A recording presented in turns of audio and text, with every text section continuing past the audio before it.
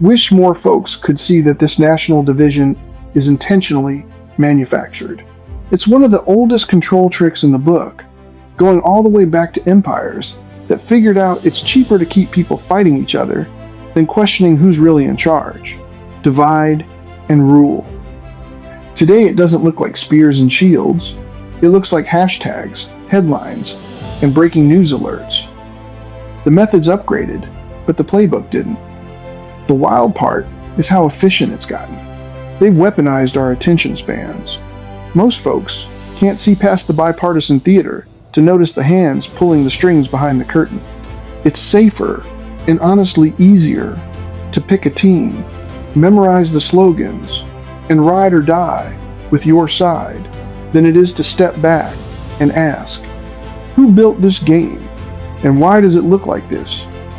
Taking that step back is uncomfortable. It means admitting that your favorite pundit might be a salesperson, that your news source might be a vibe factory, that your team jersey might be a uniform. For me, it's taken time to get this perspective. Not because I didn't see it, but because I didn't know how to talk about it. I've been clocking the bigger picture for years. I'm just now starting to figure out how to put it into words without sounding like the yelling at clouds guy. Some people are open to that conversation. You can see it in their eyes when you say, doesn't it feel like someone is trying to keep us all pissed off on purpose?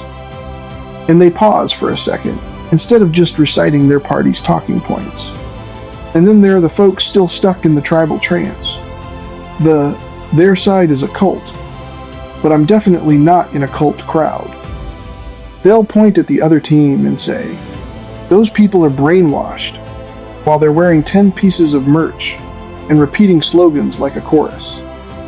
The darkest part is that almost every accusation one side makes about the other can be flipped right back on them. They lie.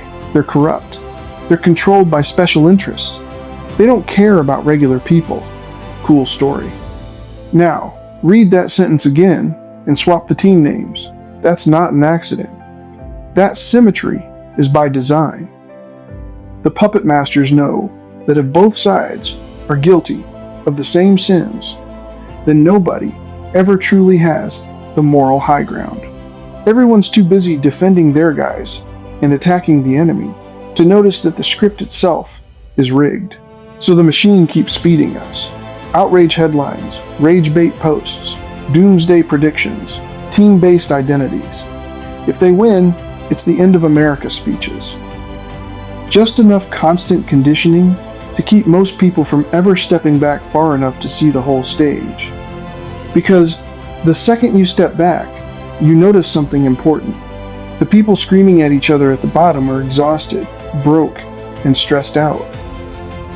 And the people at the top, who supposedly hate each other, somehow always manage to agree on the stuff that protects their money, their power, and their control. That's the part I'm trying to talk about now. Not to tell people which side to pick, but to ask why the only choices we're ever given are pre-approved, pre-packaged, and guaranteed to keep us fighting each other, instead of questioning the system that keeps us divided.